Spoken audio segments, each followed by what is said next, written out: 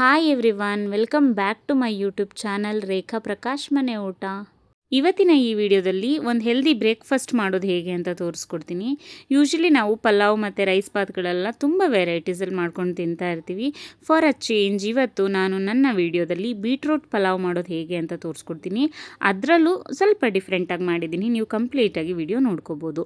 ಮೊದಲಿಗೆ ಇದಕ್ಕೆ ಒಂದು ಮಸಾಲೆ ರೆಡಿ ಮಾಡ್ಕೋಬೇಕಾಗುತ್ತೆ. ಅದಕ್ಕೆ ಅರ್ಧ ಬೀಟ್ರೂಟ್, 1 ಟೊಮ್ಯಾಟೊ, ಸ್ವಲ್ಪ ಶುಂಠಿ, ಬೆಳ್ಳುಳ್ಳಿ, ಚಕ್ಕೆ, ಲವಂಗ, ಏಲಕ್ಕಿ, ಖಾರಕ್ಕೆ ತಕ್ಕಷ್ಟು ಹಸಿಮೆಣಸಿನ್ಕಾಯಿ ಮತ್ತು ಸ್ವಲ್ಪ ಸೋಂಪು ಕಾಳನ್ನ ಹಾಕಿ ನುಣ್ಣಗೆ ರುಬ್ಕೋಬೇಕಾಗುತ್ತೆ. ಈ ಥರ ಅದ್ರ ಜೊತೆಗೆ ಬಿರಿಯಾನಿ ಪೌಡರ್ ಸ್ವಲ್ಪ ಮತ್ತು ಅರಿಶಿನ ಮತ್ತು ಎಲ್ಲ ಪಲಾವ್ ಸ್ಪೈಸಸ್ಸು ಸ್ವಲ್ಪ ಜೊತೆಗೆ 1 ಈರುಳ್ಳಿ, ಹಸಿ ಬಟಾಣಿ, ಕೊತ್ತಂಬರಿ ಸೊಪ್ಪು, ಪುದೀನ ಸೊಪ್ಪು ಮತ್ತು 2 ಟೊಮ್ಯಾಟೊ ಸಣ್ಣದಾಗಿ ಕಟ್ ಮಾಡ್ಕೊಂಡಿದ್ದೀನಿ ಮತ್ತು ಅರ್ಧ ಬೀಟ್ರೂಟ್ನ ಗ್ರೇಟ್ ಮಾಡಿ ತೊಗೊಂಡಿದ್ದೀನಿ ಮತ್ತು 1 ಬೌಲಷ್ಟು ಅಕ್ಕಿ, ಜೊತೆಗೆ ನಿಂಬೆಹಣ್ಣು, ಒಗ್ಗರಣೆಗೆ ಎಣ್ಣೆ, ಇಷ್ಟು ಬೇಕಾಗಿರುವಂಥ ಇಂಗ್ರೀಡಿಯೆಂಟ್ಸು ಮತ್ತು ರುಚಿಗೆ ತಕ್ಕಷ್ಟು ಉಪ್ಪು. ಇವಾಗ ಒಂದು ಕುಕ್ಕರ್ನ ತೊಗೊಂಡು ಕುಕ್ಕರ್ಗೆ ಸ್ವಲ್ಪ ಎಣ್ಣೆನ ಹಾಕ್ಕೊಂಡು ಬಿಸಿ ಆಗಕ್ಕೆ ಬಿಟ್ಟಿದೆ. ಬಿಸಿ ಆದ ನಂತರ ಪಲಾವ್ ಸ್ಪೈಸಸ್ನ ಹಾಕ್ಕೊಂಡು ಆಮೇಲೆ ಕಟ್ ಮಾಡಿರುವಂಥ ಈರುಳ್ಳಿನ ಹಾಕ್ಕೊಂಡು ನೀಟಾಗಿ ಫ್ರೈ ಮಾಡಬೇಕಾಗುತ್ತೆ.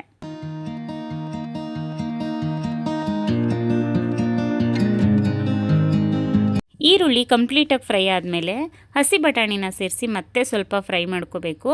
ಹಸಿ ಬಟಾಣಿದೂ ಹಸಿ ಸ್ಮೆಲ್ ಹೋಗೋವರೆಗೂ ಹುರ್ಕೊಂಡ್ರೆ ಸಾಕಾಗುತ್ತೆ. ಇವಾಗ ನೆಕ್ಸ್ಟು ಕಟ್ ಮಾಡ್ಕೊಂಡಿರುವಂಥ 2 ಟೊಮ್ಯಾಟೊನ ಸೇರಿಸ್ಕೊಂಡು ಟೊಮ್ಯಾಟೊ ಸಾಫ್ಟ್ ಆಗೋವರೆಗೂ ಫ್ರೈ ಮಾಡ್ಕೋಬೇಕು. ನಾನು ಆಲ್ರೆಡಿ ಹೇಳ್ದಾಗೆ ನಾನು ಟೋಟಲ್ 3 ಟೊಮ್ಯಾಟೋಸ್ ತೊಗೊಂಡಿದ್ದೀನಿ, 2 ಚಾಪ್ ಮಾಡಿ ಹಾಕ್ಕೊಂಡಿದ್ದೀನಿ, ಇನ್ನೊಂದು ರುಬ್ಬಕ್ಕೆ ಹಾಕ್ಕೊಂಡಿದ್ದೀನಿ. ಇದು ಸ್ವಲ್ಪ ಸಾಫ್ಟ್ ಆಗ್ತಿದೆ ಅನ್ನುವಾಗ ತುರಿದಿಟ್ಟಿರುವಂಥ ಬೀಟ್ರೋಟ್ನ ಹಾಕೋತಾ ಇದ್ದೀನಿ.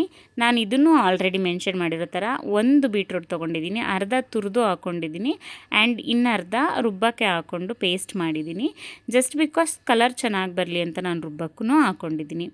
ಇವಾಗ ಬೀಟ್ರೋಟ್ನ ಸ್ವಲ್ಪ ಫ್ರೈ ಮಾಡಾದಮೇಲೆ ರುಚಿಗೆ ತಕ್ಕಷ್ಟು ಉಪ್ಪನ್ನ ಹಾಕಿ ಮತ್ತೆ ಫ್ರೈ ಮಾಡಬೇಕಾಗತ್ತೆ. ಆ್ಯಂಡ್ ಹಾಕಿರುವಂಥ ಟೊಮ್ಯಾಟೊ ಮತ್ತು ಬೀಟ್ರೋಟ್ ಎಲ್ಲ ಚೆನ್ನಾಗಿ ಬೆಂದ ಮೇಲೆ ರುಬ್ಬಿರುವಂಥ ಮಸಾಲೆನ ಸೇರಿಸಿ ಮತ್ತೆ ಮಿಕ್ಸ್ ಕೊಡಬೇಕಾಗತ್ತೆ.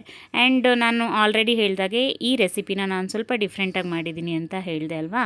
ಇದೇನೆ ಆ್ಯಕ್ಚುಲಿ ನಾನು ಕಟ್ ಮಾಡಿ ಬಳಸಿಲ್ಲ, ಬೀಟ್ರೋಟ್ನ ತುರಿದು ಮತ್ತು ರುಬ್ಬಿ ಹಾಕ್ತಾಯಿದ್ದೀನಿ. ನಿಜವಾಗ್ಲೂ ಟೇಸ್ಟ್ ತುಂಬ ಚೆನ್ನಾಗಿ ಬರುತ್ತೆ. ಇವಾಗ ಇದು ಬೇಯ್ತಿರ್ಬೇಕಾದ್ರೇ ನಾವು ಬಿರಿಯಾನಿ ಪೌಡರು ಮತ್ತು ಸ್ವಲ್ಪ ಅರಿಶಿನ ಹಾಕ್ಕೊಂಡು ಮತ್ತೆ ಮಿಕ್ಸ್ ಕೊಡಬೇಕಾಗತ್ತೆ.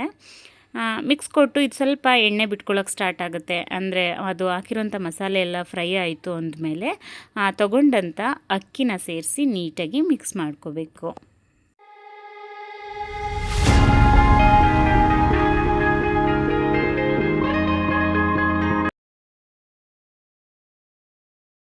ಇವಾಗ ಇಲ್ಲಿ ಅಕ್ಕಿನ ಮಸಾಲೆ ಜೊತೆ ನೀಟಾಗಿ ಮಿಕ್ಸ್ ಮಾಡ್ಕೊಂಡಾದಮೇಲೆ ಅರ್ಧ ಲೆಮನ್ನ ನಾನು ಸ್ಕ್ವೀಸ್ ಮಾಡಿ ಮತ್ತೆ ಸ್ವಲ್ಪ ಮಿಕ್ಸ್ ಕೊಡ್ತಾಯಿದ್ದೀನಿ.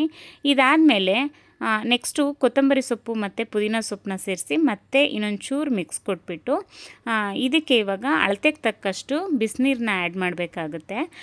ಆ್ಯಂಡ್ ಈ ಥರ ರೆಸಿಪಿಗೆಲ್ಲ ಸಾಧ್ಯ ಆದಷ್ಟು ಬಿಸಿನೀರನ್ನೇ ಬಳಸಿ. ಯಾಕೆ ಅಂದರೆ ತುಂಬ ಬೇಗ ಆಗುತ್ತೆ ಪಲಾವ್ ಮತ್ತು ರೈಸ್ ಬಾತ್ ಎಲ್ಲ, ಅದಕ್ಕೋಸ್ಕರ ನಾನು ಯೂಶ್ವಲಿ ಬಿಸಿನೀರನ್ನೇ ಬಳಸೋದು. ಇವಾಗ ಬಿಸಿನೀರು ಹಾಕಿದ ತಕ್ಷಣ ನೋಡ್ತಿದ್ದೀರಾ ಅಲ್ವಾ ಎಷ್ಟು ಚೆನ್ನಾಗಿ ಕುದೀತಾ ಇದೆ. ತಣ್ಣೀರು ಹಾಕಿದ್ರೆ ಕುದಿಯೋಕ್ಕೇ ಟೈಮ್ ತೊಗೊಂಡ್ಬಿಡುತ್ತೆ. ಮತ್ತು ಉಪ್ಪು ಸಪ್ಪೆನ ಚೆಕ್ ಮಾಡಿಕೊಂಡು ಬೇಕಾದರೆ ಇನ್ನು ಸ್ವಲ್ಪ ಉಪ್ಪನ್ನ ಆ್ಯಡ್ ಮಾಡಿ ನೀಟಾಗಿ ಮಿಕ್ಸ್ ಕೊಟ್ಬಿಟ್ಟು ಕುಕ್ಕರ್ ಲಿಡ್ನ ಕ್ಲೋಸ್ ಮಾಡಿ 2 ವಿಜಿಲ್ ಬರೆಸ್ಬೇಕಾಗುತ್ತೆ. ಕುಕ್ಕರ್ 2 ವಿಜಿಲ್ ಬಂದು ತಣ್ಣಗಾದ್ಮೇಲೆ ನೋಡಿ ಲಿಡ್ ಓಪನ್ ಮಾಡಿ ತೋರಿಸ್ತಾ ಇದ್ದೀನಿ ಪಲಾವ್ ಹೇಗಾಗಿದೆ ಅಂತ.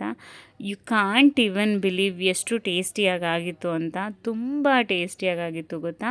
ನೀವು ನೋಡ್ಬೋದು ಬೀಟ್ರೋಟ್ ಎಲ್ಲ ಎಷ್ಟು ಕಲರ್ ಇತ್ತು, ಬಟ್ ಸ್ಟಿಲ್ ರೈಸ್ ಜೊತೆ ಎಲ್ಲ ಬ್ಲೆಂಡ್ ಆದಮೇಲೆ ಎಷ್ಟು ಪರ್ಫೆಕ್ಟ್ ಕಲರ್ ಬಂದಿದೆ ಅಂತ. ಟೇಸ್ಟ್ ವೈಸು ಅಷ್ಟೇ ತುಂಬ ಚೆನ್ನಾಗಿತ್ತು. ಹಾಗೆ ಬೀಟ್ರೂಟ್ ತುಂಬ ಹೆಲ್ದಿ, ಎಲ್ರಿಗೂ ಗೊತ್ತಿರೋ ಹಾಗೆ. ಯೂಶ್ವಲಿ ರೆಗ್ಯುಲರಾಗಿ ಮಾಡೋ ಥರ ಪಲಾವ್ಗಳನ್ನ ಮಾಡ್ಕೊಳ್ತಿದ್ರೆ ಒಂದು ಸಲ ಈ ಥರ ಡಿಫ್ರೆಂಟಾಗಿ ಟ್ರೈ ಮಾಡಿ, ಖಂಡಿತ ಮನೇಲಿ ಎಲ್ರಿಗೂ ತುಂಬ ಇಷ್ಟ ಆಗುತ್ತೆ. ಮತ್ತು ಎಸ್ಪೆಷಲಿ ಮಕ್ಳಿಗೆ ತುಂಬ ಇಷ್ಟ ಆಗುತ್ತೆ. ಯಾಕಂದರೆ ರೈಸ್ ರೆಗ್ಯುಲರಾಗಿ ಒಂದೇ ಥರ ಪಲಾವ್ಗಳನ್ನ ಮಾಡೋ ಬದಲು ಈ ಥರ ಒಂದ್ಸಲ ಡಿಫ್ರೆಂಟಾಗಿ ಟ್ರೈ ಮಾಡಿ. ಸೊ ಇದಾಗಿತ್ತು ಇವತ್ತಿನ ಸ್ಪೆಷಲ್ ರೆಸಿಪಿ. ಯಾರೆಲ್ಲ ನನ್ನ ಚಾನಲ್ನ ಇನ್ನೂ ಸಬ್ಸ್ಕ್ರೈಬ್ ಮಾಡ್ಕೊಳ್ತಲೇ ನೋಡ್ತಾ ಇದ್ದೀರಾ, ಪ್ಲೀಸ್ ಒಂದು ಸಬ್ಸ್ಕ್ರೈಬ್ ಮಾಡ್ಕೊಂಡು ನೋಡಿ. ಹಾಗೆ ಈ ವಿಡಿಯೋ ನಿಮ್ಗೆ ಇಷ್ಟ ಆಗಿದ್ರೆ ದಯವಿಟ್ಟು ಲೈಕ್ ಮಾಡಿ, ಶೇರ್ ಮಾಡಿ, ಹಾಗೆ ಕಾಮೆಂಟ್ ಮಾಡಿ. ರೆಸಿಪಿನ ನೀವು ಒಂದ್ಸಲ ಟ್ರೈ ಮಾಡಿ, ಖಂಡಿತ ನಿಮಗೂ ಇಷ್ಟ ಆಗುತ್ತೆ. Thank you so much.